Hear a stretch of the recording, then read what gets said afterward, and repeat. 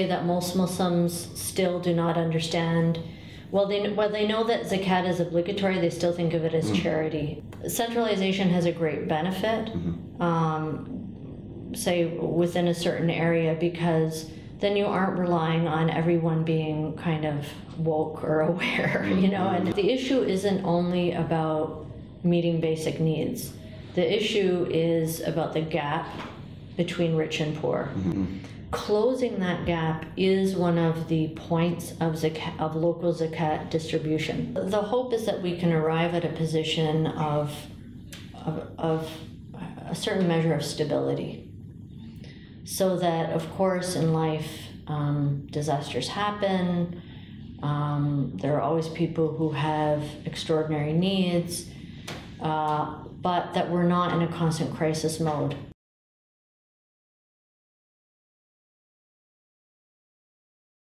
Dr. Ingrid Mattson, assalamu alaikum. Wa alaikum salam. Let me start off by saying what a pleasure and honor it is to be with you here today.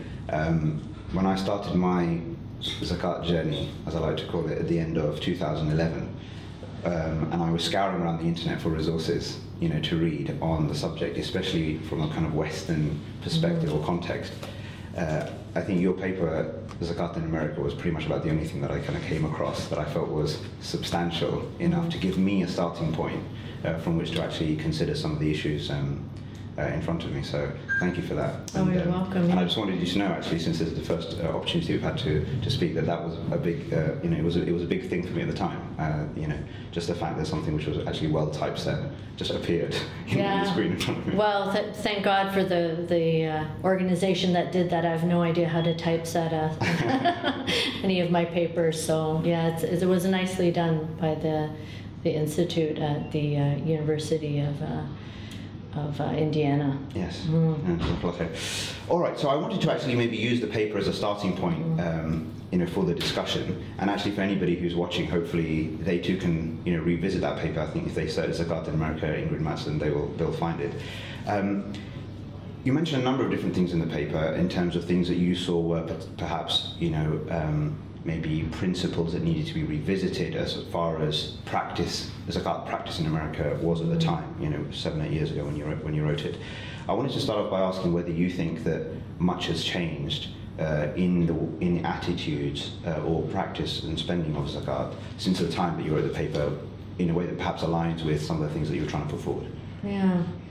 So one of my main concerns in my paper was to look at this this issue of localization and local needs, and how to reconcile that with the urgent needs that are outside of the local community, but also personal or familial responsibilities.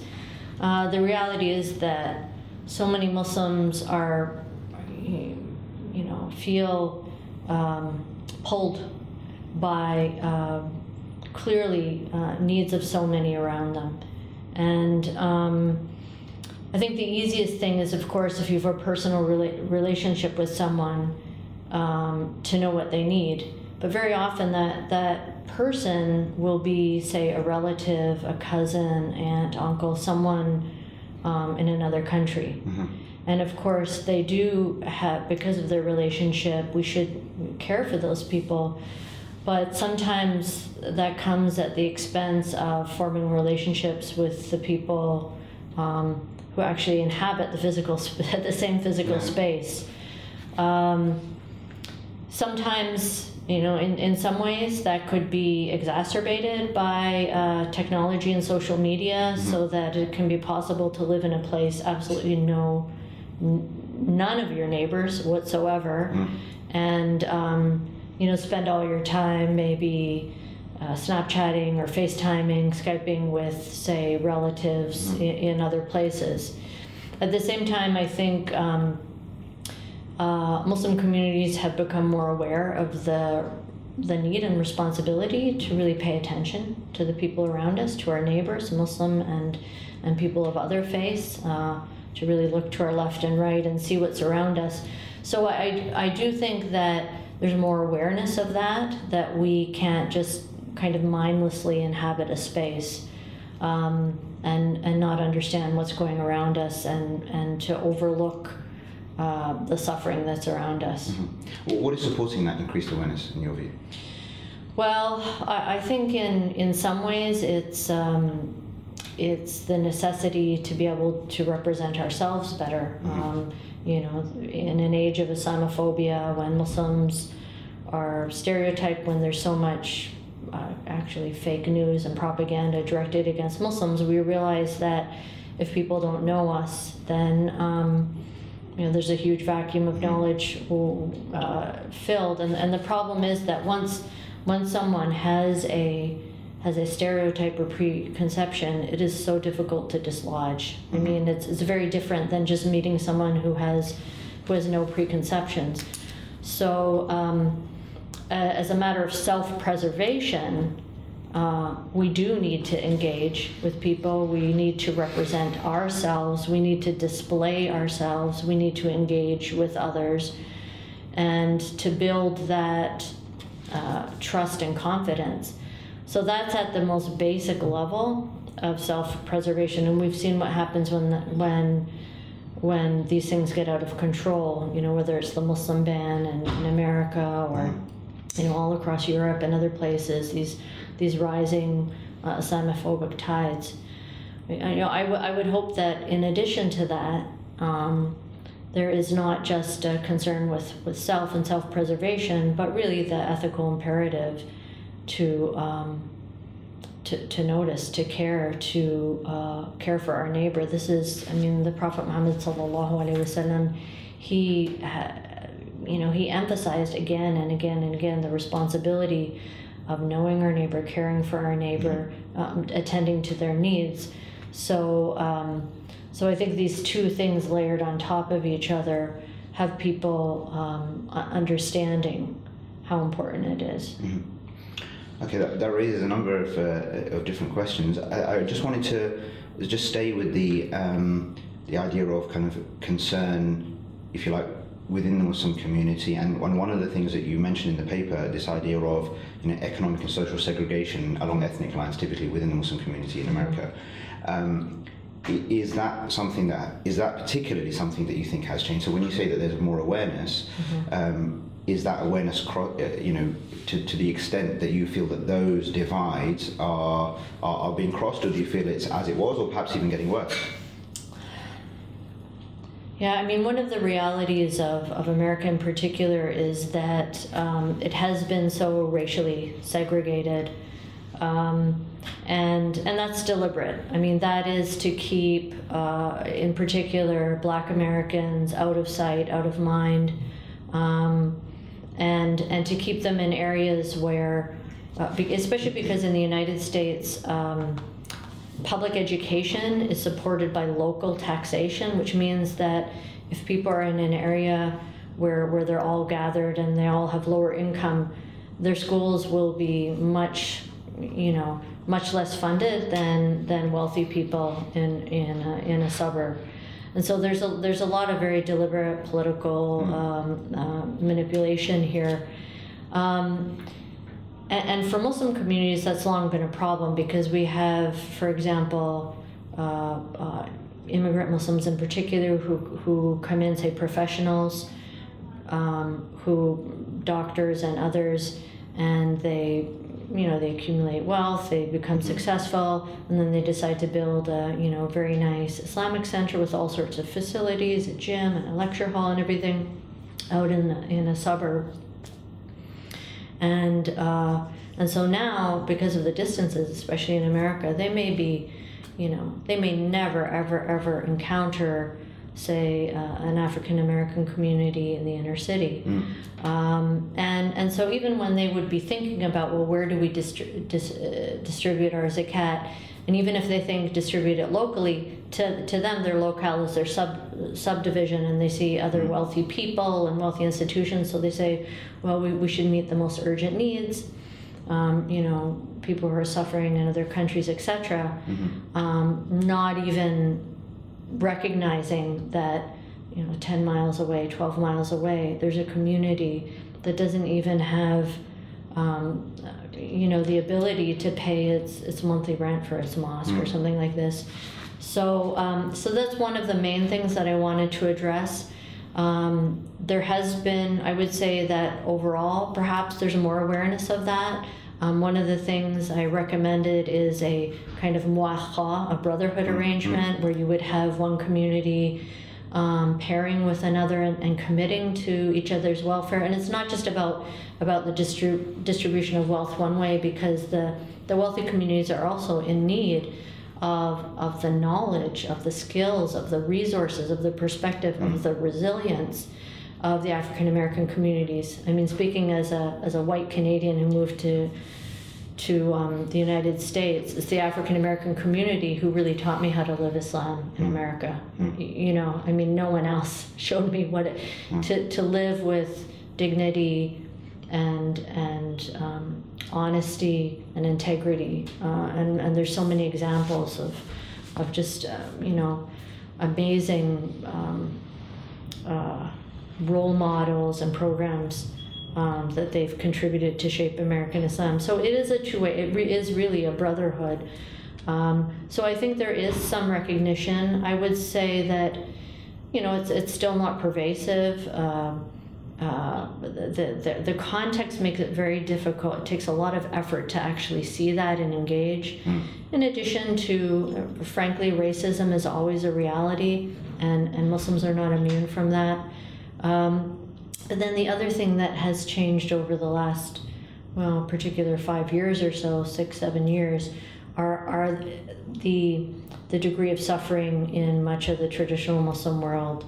I mean, the enormous, huge refugee crises, so that the intensity of the suffering, you know, Syria, Myanmar, Yemen, etc., is really calling us to do more there as well. So there's, you know, the dilemma is still there.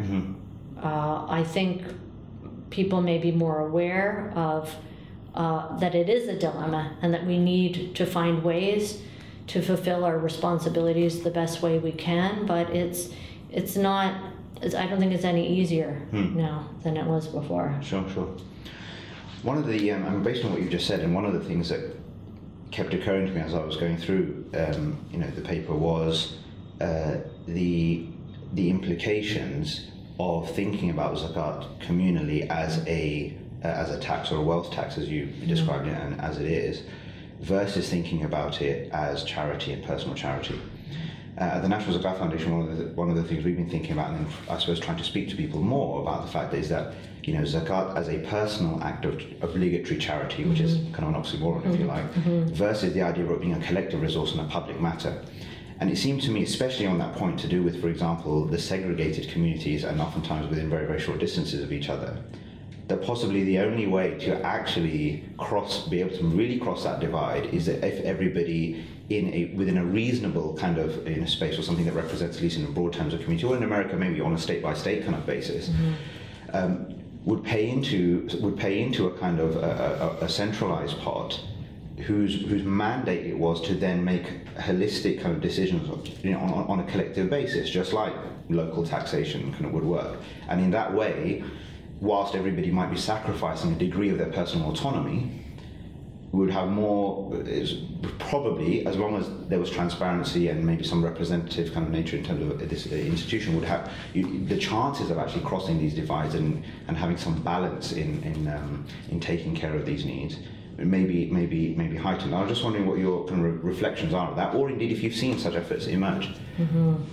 Well, yeah, I mean, this is an age-old political question, which is the most efficient way of taxation, centralization, or grassroots, and we know that there are, you know, in every place there are different political views on that. I mean, the thing is that centralization has a great benefit, say within a certain area, because then you aren't relying on everyone being kind of woke or aware, you know, and these people are constantly changing in positions of leadership. If it's such a personalized decision, then you can keep failing again and again. And not know it. Right, exactly. On the other hand, centralization only works if people trust each other, Yeah. and if the decision-making body truly reflects the community. Yeah. You know, if the decision-making body is not doesn't reflect the diversity of the community, is not responsive to the diversity of the community, and does not constantly examine and reform itself and make itself open to critique, then no one's going to trust it, right? So that's the key, because I do know of some major, say what we call metropolitan areas, where you have a large city with a number of suburbs that have created like the Council of Islamic Organizations of Greater Chicago, which represents, I don't know now, maybe 100 different organizations. Washington, D.C. has the same thing, Houston, other big cities. And so all of the Islamic institutions, mosques, schools, social service, all have a kind of, all join this. But some of them are working well. Others are plagued by, unfortunately, just in terms of their leadership, a lack of transparency, lack of responsiveness, you know, are not truly serving the whole community. Yeah. So it's the same. You know, we have to be aware that it's not just an issue of people being good Muslims or you know, their piety or righteousness or fear of God. It's not it. It's about these age-old questions.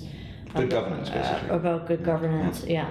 No, fine, understood. I was just wondering whether you thought, though, like, do you think that people think about making an adequate distinction, though, between zakat and voluntary charity, or what we've come to call sadaqah, although sadaqah maybe is in reality a much more overarching term, in the sense that, do you think that, you know, despite the fact that, for example, there may be some of those kinds of issues, that actually having a more centralized approach to this bare minimum, whilst giving people complete autonomy then with everything else. Right.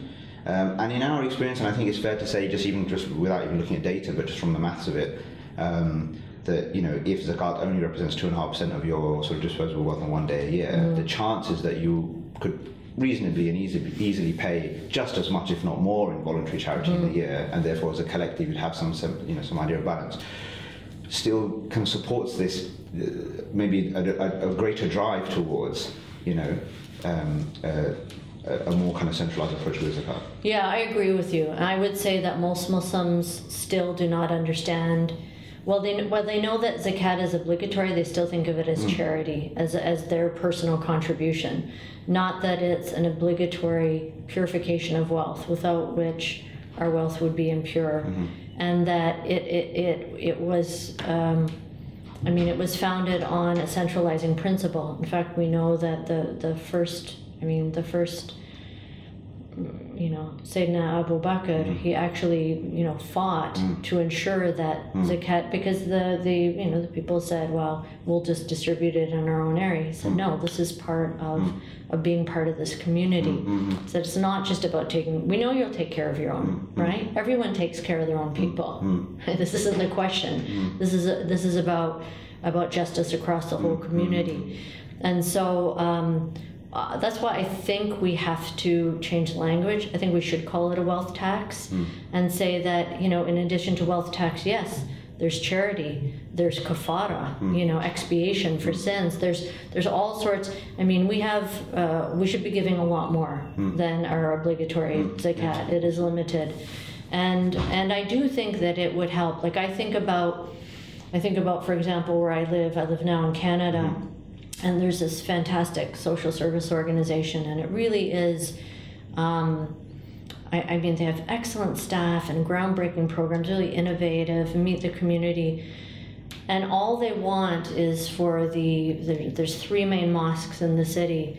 What they would like is, rather than always, you know, coming and asking, is to say, can you just give us a certain, you know, percentage of the zakat that you collect, so then we have our, you know, our services funded, and it's really, it would be in the interest of these mosques and Islamic centers, because the imams don't have they are not qualified to deal with some of these very severe social problems, mental health issues, like really families in crisis, even preventing, delinquent behavior that sometimes goes into radicalization, all of these things, and they do this.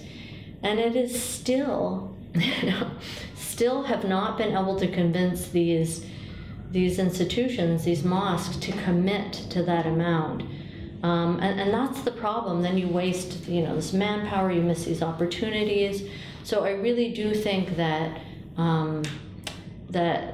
that we've got to get beyond this. It's unfortunately, human beings, we all like to have our own opinion. We all like to think that we just to have some control. But this is about service to the community, not about holding on to control. And so we need to find a better way.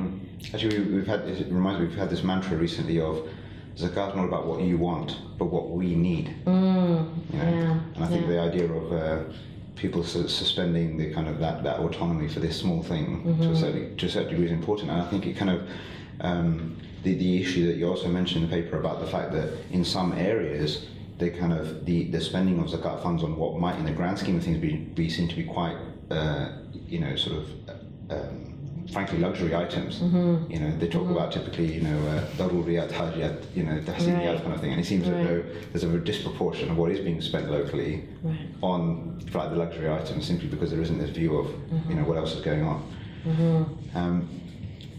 One other point that you mentioned in the paper was about this, which I think is a very profound point. I think is also lost on people, is the idea of the significance or the marginal impact of zakat in areas where there is inequality or the relative poverty, if you like, is significant, versus going to areas where I think there's some sociologists mentioned in the paper the idea of in the Stone Age, people may have been at a certain level, but there isn't this kind of but since they were in an environment where this was the norm, the impact of their overall situation on all of them in terms of how they viewed each other and kind of from social relations kind of perspective wasn't as significant. So the marginal impact of zakat in that kind of circumstance versus in a circumstance where even though the absolute level of poverty might be worse, but it's unfortunately become more widespread, if you like, so that people don't necessarily, the impact of seeing that there are rich people around isn't quite the same.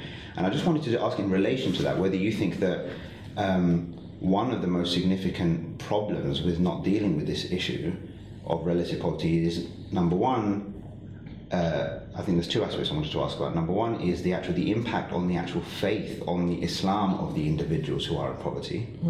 And number two, the perception of Muslims as a community from the outside. You referred to it slightly earlier, and I wanted to maybe just develop that point. So I was wondering if you could address these two issues in terms of whether you think these are real consequences, that the faith of the poor is actually affected somehow by the fact that some things are not being taken care of, and then effectively the reputation or the perception of the community as a whole from the outside. Sure. Yeah. I mean, the issue isn't only about meeting basic needs. The issue is about the gap between rich and poor. Now, in terms of say, Islamic economics and law, everything touching on wealth creation and distribution, there are a lot of things that shouldn't allow like a vast accumulation of wealth in some and the impoverishment of others. This is the prohibition of riba, for example. Fair wages, basic needs being provided by the state, etc., etc. The reality is that there are some things, some of those things we can control, some of those things we can't control. Yes, we should be advocating for political policies that do not allow for the, unjust enrichment of the 1%. And everyone else, not even having their basic needs. So you look at something like in America where even basic health care isn't covered, which means that poor people can never get a break, can never accumulate wealth. Any wealth they have, money they have is going into health care. And meanwhile, other people are just ridiculously rich. So that's political activity, but in terms of us, what does it mean then that we do have some people who have accumulated vast amounts of wealth, others who are very poor, and there's this huge gap.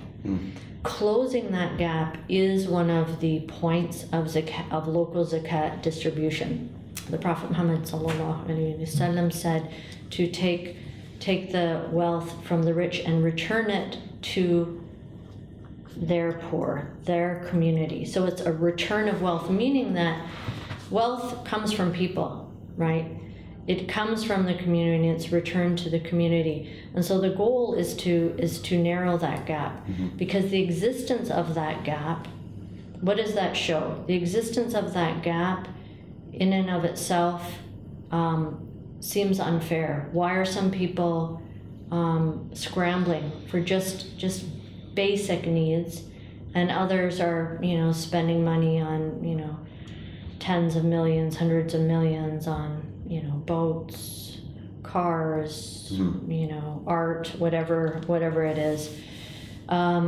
So there's that feeling, and people might say, well, this is lawfully gained. Well, not always. Often it's not lawfully gained. If we look at laws pertaining to interest and prohibition on all sorts of, probably most Islamic financial laws are being violated by most of us, and especially those who have a lot of wealth. So no, it's not all lawfully being gained, one. But the second thing is that apart from that, even if it was completely, let's say 100% halal, pure acquisition of wealth, what does it say about a person if they're content to enjoy the not only tahsaniyat, there's another level after that, luxury, maybe extreme luxury. Let's add even things that wouldn't have been conceivable to people in the 7th century. Well, then it goes into israf, really. Right? Yes, really, just wasting. Just spending money for the sake of it, or spending money on something because it is expensive, because it is conspicuous consumption. So what does it say about someone's faith if their heart is satisfied with that gap? If they're content, if they don't feel moved by compassion to help that person, and then the people say, well, what is their Islam about? It really brings into question whether we really are one. Are we one community? Are we really one community?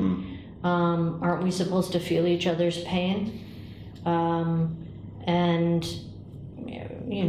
From the outside, I'm less concerned about outside perspectives, but certainly people say, well, they're not even taking care of their own.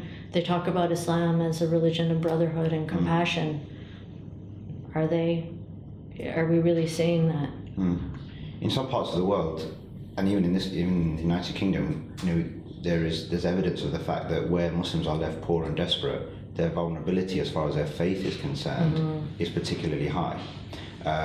And I don't know if that's a real phenomenon, in the sense that obviously you pointed to the fact that many of the poor communities, they have a sense. They're still maybe very motivated, at least united amongst themselves, to the extent that maybe the faith impact, the negative faith impact on the poor themselves, or their sense of belonging to the community, isn't maybe necessarily as impactful. I'm just wondering, do you think that's a real phenomenon? Because there are even narrations of the Prophet, peace be upon him, indicating that poverty is like almost the shortest road to denying God, and he sought refuge from kufr and faqr together. And I'm just wondering if you think that's a real thing, or something that is registering with people. Yeah, I don't know the research on this, but certainly clearly we can see two things. One, people must find a way to meet their needs and their children's needs. Necessity dictates exception. So we know that it's even, you're stranded on a desert island, the only thing there is to eat is a wild boar, you can eat it well, let's think it's an extreme example, but if people cannot find a way to get out of poverty, they can't find a way to keep their kids safe in an environment that's safe, and give them the opportunity to be able to make a living, to meet their needs, to protect themselves from harm, from drug dealers, from whatever it is. Start to make exceptions because you have to meet your needs. And when making exceptions becomes the norm, when you have to actually change your whole way of life because of that, you've just lost. You know, over time you will lose your attachment to the faith. It's because it doesn't work. It's not realistic. It's not doing what it says it does. And then the other thing is, of course, hypocrisy. I mean, it just you hear people saying, this is what our religion's about, and you don't see it. And that's going to, of course, try your faith. I mean, the Prophet Muhammad sallallahu alaihi wasallam, his status in Mecca was based on his character at the beginning. Al-Amin, the trustworthy person. Character is so important. The people are showing that they're living their values. That creates a situation of trust through which then you can have a conversation. You can hear, you can listen to someone. If he hadn't been Al-Amin, then, you know, why would people even trust him enough to start to listen? And so if we are, you know, if we're not living up to our values, it creates this this barrier between us and them. And if we keep talking about religion but aren't living it, then it's, you know, people are reasonable. They say there's something off here. Okay, so that's been a very useful discussion on the importance of poverty alleviation, its kind of maybe deeper significance, and the idea of, I suppose, all of us, especially in an increasingly technological and kind of atomized sort of existence, of kind of really looking beyond and being awake and alive to the real issues around us. I wanted to move on to the fourth category of zakat distribution, mu'allafatul qulub, you know, winning hearts or reconciling hearts. So I was wondering if you could give us maybe, first of all, your own understanding in a theoretical sense of what this category represents, and then maybe in practical terms, especially from an American kind of perspective or a Western perspective, what you think might be some of the useful things that we can be doing that have this kind of reconciling or heart-winning kind of effect outside of necessarily the specifics of, you know, of poverty alleviation that we've discussed. Yeah, this is an interesting category, much debated, and quite divergent opinions on it. Of course, Sayyidina Umar ibn al-Khattab, may Allah be pleased with him, felt that in his time it was a defunct category, because he considered it to be was necessary for the strength of the Muslim community, but he felt at that point they were strong enough, they didn't need it. But then other scholars later said it was still relevant in their time. So you really have to look at it. You know, I think our understanding of the original application is that it is for those first who are new to Islam, or who are having a difficult time staying Muslims because either of economic or social or political marginalization. So being a Muslim, it's very difficult for them to be a Muslim and stay a Muslim without more support. So if we think today about the challenges of being a Muslim, we see that a lot of Muslims find it difficult. That many are kind of going underground, trying to not be visibly Muslim. They feel nervous. They feel targeted. For many, they don't have social supports, and every human being needs social supports. You know, they're just isolated. They're lonely.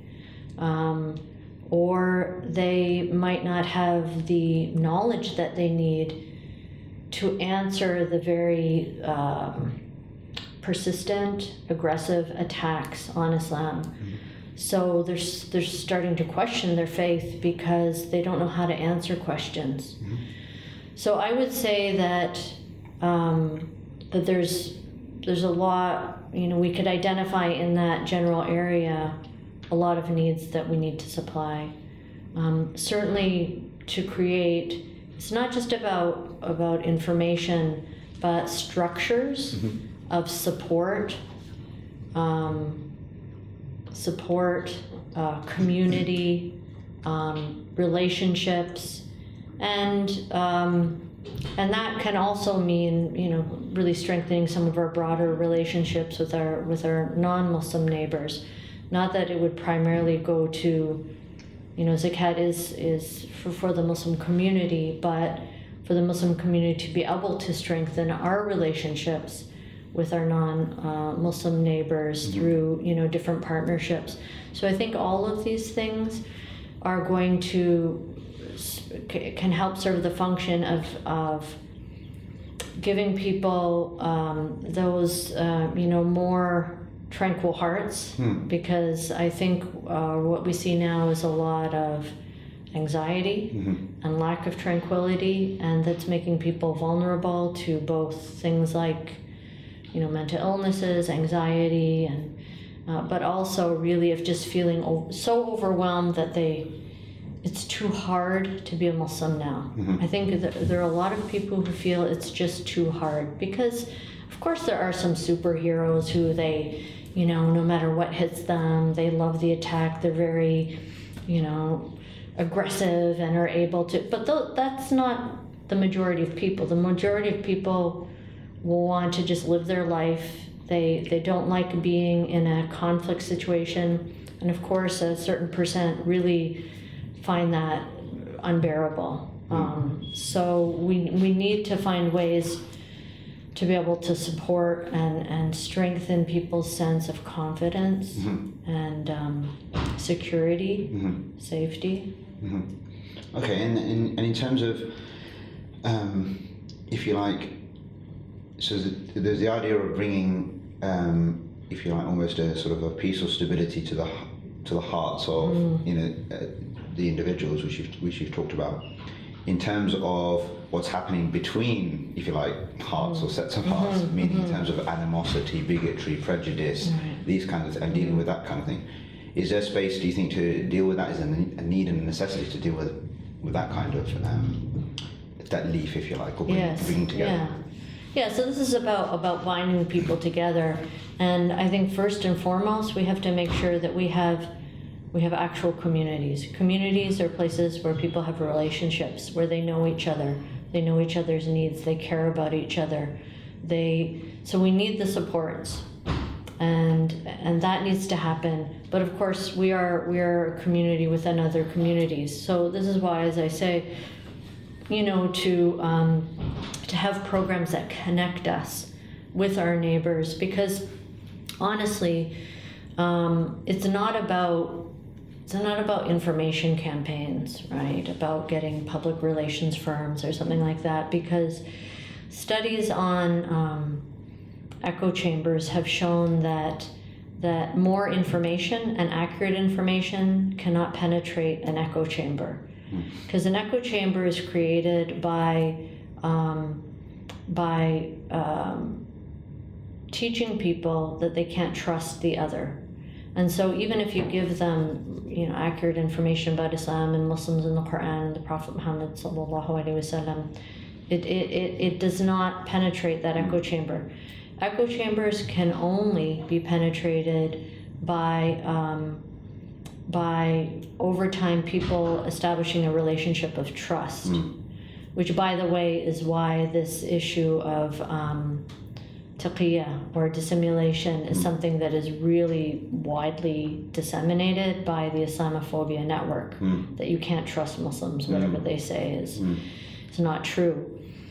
So, but trust in this context, trust can only be built by presence, by doing things together, by doing activities together, by spending time, not just talking, but really engaging with the person, and maybe service together.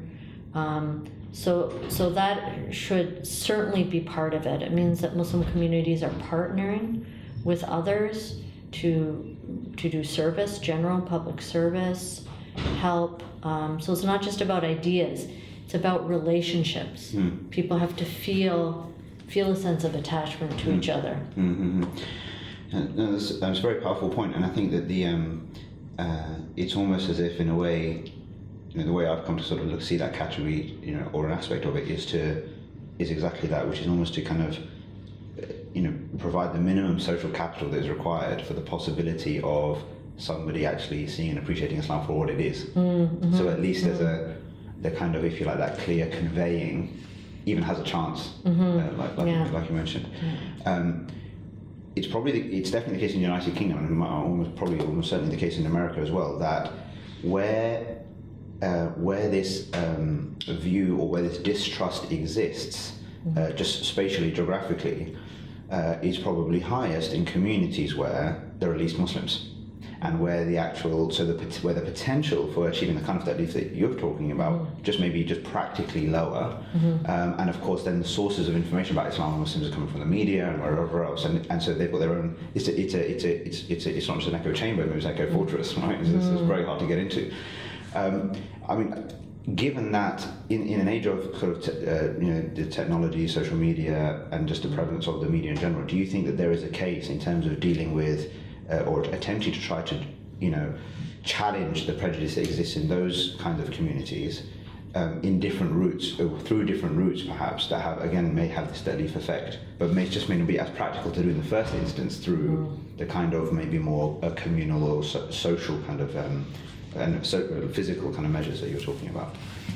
Yeah, I mean, there's creative people who are thinking about these things. I mean, it's interesting because one, as we know, we don't want to rely on famous people, but one of the things that we've seen is that people love their sports. So you have, who are those people who have been able to transcend, if you like. Yes, and where people feel really attached, right? People feel so attached to their sports teams, to their athletes. So this is why someone like Muhammad Ali, may Allah have mercy on him, was really transcended those things and so powerful. The love that people had for him, for what he was able to do, even if they didn't know any other Muslim. I believe you have a very famous athlete right now who people are loving. Salah, right, and people are, people who probably either didn't know any Muslim and maybe even hated Muslims still are loving him because they're attached to the sports team. So it is true that people in in those positions have an added responsibility, because just that, they can overcome it, but we can't. That's not something that the rest of us really can plan for. Other than encourage our children to be the best. Minimum quota of young Muslims who go to school. Right. So we want to. I mean, but it shows the value, right? It shows why parents and communities shouldn't only value certain kinds of professions. Say, well, what are you doing wasting your time playing this game, when that person might end up having a more transformative effect than anyone. So we can't really plan for it, but we should certainly open the way for allowing Muslims to really, try to achieve, whatever God-given capacities they have to be the best at what they can. And we can help that, youth programs, sports programs, those kind of things. But there may be other ways too. But I really believe, I have a lot of faith in ordinary Muslims, and that ordinary Muslims, with some support, can make the effort. People want to make the effort. I mean, I know of so many Muslims who are like the only Muslim in some, pardon the expression, redneck southern U.S. state. And they're so brave, it's just like she's a mom, she's a housewife, and she's just like going out, and I'm going to go to my kids' school and give a presentation, and that kind of courage. I love that kind of courage. I really believe that what we need to do is to help give ordinary Muslims the confidence and some skills to do that, because it's not going to come it's not the scholars who are going to do it, honestly. You know, these international conferences, they're not the ones who are going to make those connections. I really want ordinary Muslims to say, what do they need? What do they need to be more courageous, to be more confident, to go and be that, even if they're the only Muslim in the town, to be a visible Muslim and able to, you know, to have those difficult conversations. So back the winners, famous or otherwise, basically. Okay, and I wanted to move on to obviously there's the other category which maybe points more to this kind of communal sort of affairs, which is fi sabilillah, which again is another contentious one, and you know there's very restrictive and narrow and very wide kind of interpretations of it.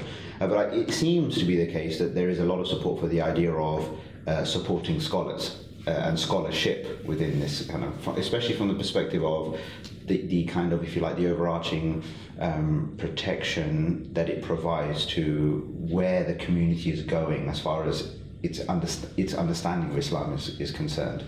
And especially in an environment which is increasingly, I mean, especially in the UK, increasingly, you know, atheistic, right? So just the idea of religion, institutionalized religion, God, etc. You know, all of that is, you know, plummeting fast, really, in terms of in the public sphere. I'm just wondering whether you had any ideas, thoughts about whether you think there is enough investment in scholarship and the kind of scholarship that we need to be relevant and inspiring to, especially our young people, and if there are any kind of particular initiatives or just ideas that you have on that you think could be useful for us to think about as well. So, yeah, when it comes to scholarship, I would say that that our problem is we have a very limited idea of scholarship. We have a certain idea of what a scholar looks like, does. And thinks that, you know, we think that only more knowledge is going to be the solution, to the point where sometimes it seems like every graduate of a seminary ends up founding their own institute or something like this. It's problematic to me, and in fact, we have to be very careful here. One of the things that is really interesting, people wonder, you know, what happened. We had great Islamic civilization, and what happened. In fact, there's a lot of studies that show in the late, like, let's say, 16th, 17th, 18th century, what happened was that, unfortunately, scholarship moved from, in some places, from meritocracy to family guild kind of thing, and that more and more money started being put, more and more zakat, in fact, and endowments were funded to support scholarship, while the needs of the poor were being increasingly denied. You know, why did socialism or communism or, you know, secular revolution start to become attractive? Because people started to see scholarship and scholars as self-serving. And I know that's not it's not something people talk about very much, and probably not very popular among many of my scholar colleagues, but it is a risk, and we have to learn from history, because of course, you know, we see these as all good things, but it has to be in balance. What I want to say is that in some places we may be overfunding scholars, but we may be underfunding other forms of scholars. We're talking about knowledge, including applied knowledge. For example, yes, there are those who are simply responding to attacks on religion, the atheists, etc. There are certain kinds of people who can do that, and very often they're not the ones we end up funding. They're the ones who are just really smart, and they go to university, they go in a philosophy program and religious studies, and they come out. We need to be strategic about what we need in terms of our scholarship. For example, we should have many more female scholars. And females, there are some female scholars, but they can't find any positions. You know, Allah subhanahu wa ta'ala says, "Al-mu'minun wal-mu'minat ba'duhum awliya'u ba'd." Together, we, right, enjoin the good, forbid the evil, establish prayer and zakat, and obey Allah and His Messenger. It is they upon whom Allah will show mercy, His mercy. So we want mercy. Our community, we want to do zakat right, we want to do establishing prayer right, we want to forbid wrong and do right. It is the partnership of men and women. But how many, I don't know about your country, how many positions are there in mosques and Islamic centers for female scholars and teachers or chaplains in the Islamic institutions themselves? There's no reason why there shouldn't be. And because of that, we have a lot of problems. We have a lot of, you know, really problematic things happening, and just cluelessness about the needs of the community. So we do need scholars, but we need diverse type of scholarship, and we need to have research about what does the community need. It's also those spiritual care professionals, because much of it, you know, on the one hand, there's the apologetics, there's the atheism, but I personally think that most people are not attached to their religion primarily intellectually. I think it's primarily socially, emotionally, spiritually. And so it's the spiritual care providers, it's the community leadership, it's pastoral care. And those are skills, you know, people go to school for them. Those are skills and knowledge. And so those programs that are taking those who are, you know, who care about this deen, who care about this religion, but are giving them those contextual skills, those practical skills. Like I'm spending a few weeks right now at Cambridge Muslim College. MashaAllah, it's doing a fantastic job in this area, bringing both men and women, and trying to help them see, you know, be more aware of what their needs are and how to look for needs and how to respond and how to work together. I think this is the kind of thing that's really very much needed. Okay, excellent. And finally, or maybe just a couple of last questions, I think I wanted to ask you about your views on how do we find balance in all of this then? You know, we've talked about a number of different things. And the zakat potential of America, for example, let's keep it to the American context for now. You know, it must be in the hundreds of millions of dollars, if not more than $1 billion potentially a year. I mean, certainly if you compare it to the UK, which is relatively, you know, a poorer Muslim community, I think on average than even the American one. Regardless of what the current sort of situation is, based on everything you know and understand and everything you've spoken about in terms of international, local, and what have you, what would you say is a kind of what would you regard as a fair balance from a top-down perspective of the amount of zakat, assuming all of it is paid, that should stay in America, you know, versus the amount that goes abroad? So I'm asking you, kind of be in this, you know, you have the authority to have that policy making kind of thing. What would you recommend, or what would you like to see as something that you think is actually reasonable? Yeah. I mean, it would have to be really based on, there should be a study. Obviously, there should be some kind of comprehensive study, and then looking at the results. I mean, we can't make these kind of decisions without information. So I think that shows a gap, right?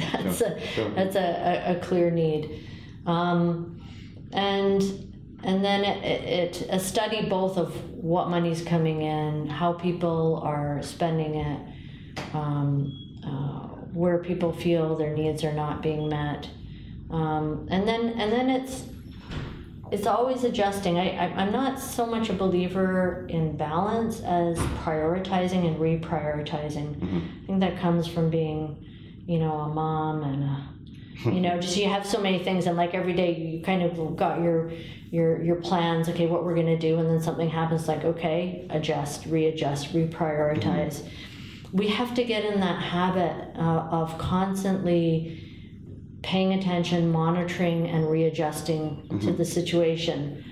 The situation now, in many ways, is so different from 10 years ago. Even, you know, when I wrote that paper in terms of the Islamophobia, in terms of the legal challenges, the threats to the American Muslim community, really, with the right wing, the alt-right, the rise of the alt-right neo-Nazism, the kind of threats those pose to Black Americans and people of color, as well as racialized people, which most Muslims are. I would say that probably, most of my Black American friends are saying right now, well, we told you so all along, but I would say a lot of the rest of the Muslim American community thought, oh, we weren't that bad. We felt more secure. So in terms of basic survival and countering that and making relationships, I think it's clear that there needs to be a lot of attention on internally on the country, and keep paying charity. Charity is a protection against illness and harm. We just have to, keep a lot more of the zakat in the country, very strategically, constantly evaluating, reevaluating our needs, in regular consultation with all the diversity of the community, and then we should be paying a lot of our zakat or a lot of our charity to the needs of people elsewhere, and that is out of compassion, out of sincerity, out of the belief that Allah is al-Razzaq, the provider, that we don't lose anything, and we can do that by living a much simpler lifestyle. I mean, there's a lot of things we don't need, and we know that we're destroying the environment with all the things we're buying anyway. So I think if we pay a little bit of attention to our consumption, we can direct a lot of our zakat internally and still have lots left for charity to give to the very, very needy and worthy people who are suffering in other places. And just to finish then, could you, if this does get taken up, and perhaps if we have more voices kind of who are advocating for the localization of zakat and for it to be spent in a strategic manner, in a balanced manner, considering the needs of the poor, considering the needs of scholarship or winning hearts, etc., and all the things that we've discussed, could you perhaps paint a picture of what you think could be possible then? What could, for example, the future of Islam in America or in any kind of Muslim minority or Western European kind of context look like if more and more people were to get behind this idea of localization and a kind of a holistic or balanced spend across the various concerns that Allah highlights? Well, the hope is that we can arrive at a position of a certain measure of stability, so that, of course, in life, disasters happen. There are always people who have extraordinary needs, but that we're not in a constant crisis mode. Right now, it feels like we're in a constant crisis mode. People are exhausted, they're overwhelmed. We're not at the position where we feel confident, secure, and stable. And that is a threat in so many ways. It makes us vulnerable to losing our religion, our mental health, family breakup.